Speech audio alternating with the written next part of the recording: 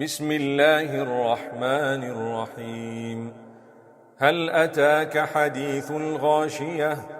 وجوه يومئذ خاشعة عاملة ناصبة تصلى نارا حامية تسقى من عين آنية ليس لهم طعام إلا من ضريع لا يسمن ولا يغني من جوع.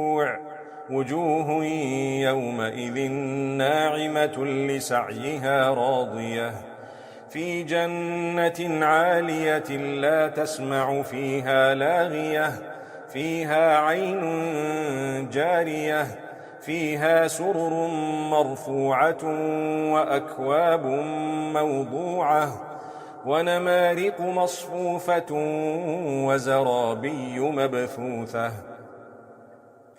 أفلا ينظرون إلى الإبل كيف خلقت وإلى السماء كيف رفعت وإلى الجبال كيف نصبت وإلى الأرض كيف سطحت.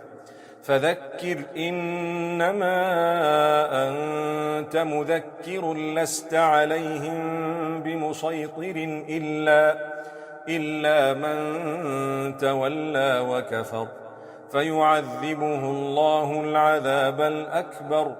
إن إلينا إيابهم ثم إن علينا حسابهم.